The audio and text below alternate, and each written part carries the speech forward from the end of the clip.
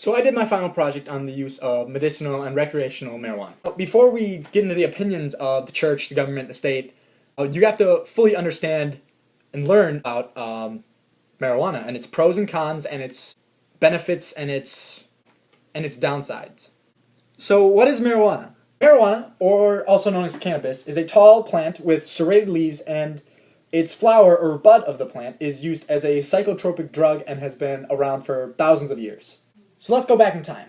In the mid-1700s to the late 1700s, people were required on the East Coast to grow hemp. Now hemp is not the marijuana of the bud. Hemp is the stock of the plant. Now hemp was used for ropes for ships, paper for books, clothing, food, and it is one of the strongest fibers grown in North America. Even the Declaration of Independence was written on hemp paper. Throughout the 1800s up to the early 1900s, people grew cannabis for the hemp. In the 1920s, 1930s, people figured out about the psychoactive drug inside the plant. When people figured out there was a medicine inside the plant, businesses and companies took over the plant and made it into a product. So now when businesses wanted to become a part of this movement, so did the government. And so when the government figured out about its potential use, they created laws against it and regulating marijuana. But the government didn't just throw it out the window, they looked into it. Now even in the 1970s, the US military tried to weaponize THC. And THC is the psychoactive compound in marijuana.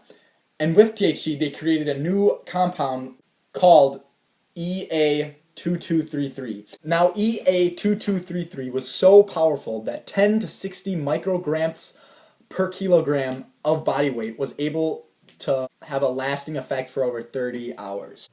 So what have we learned about marijuana in the past century?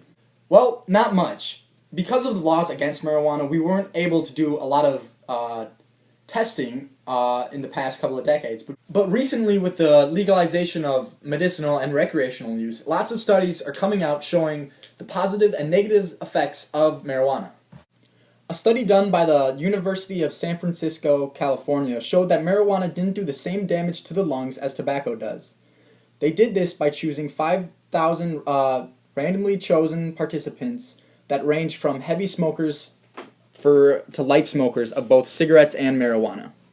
The study concluded that there was no difference for heavy marijuana smokers to the lungs, as for the cigarette smokers there was consistent damage to the lungs. It sounds too good to be true that marijuana doesn't do as much damage to the lungs as cigarettes do, but marijuana has some other consequences to your body. Using MRIs, the Northwestern University of Massachusetts compared the brains of 18 to 25-year-olds who say they smoke cannabis at least once a week to non-marijuana smokers. The study showed that casual marijuana smokers had different changes in their nucleus accumbens, which is the region of the brain involved with reward processing. Casual smokers had a difference with the size, shape, and density of their nucleus accumbens.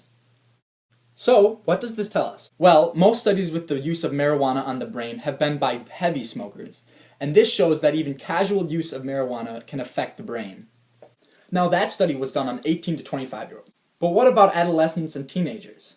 A study done by the University of Washington reported that 45% of teenagers have used marijuana and 22% have said they've used marijuana in the past 30 days.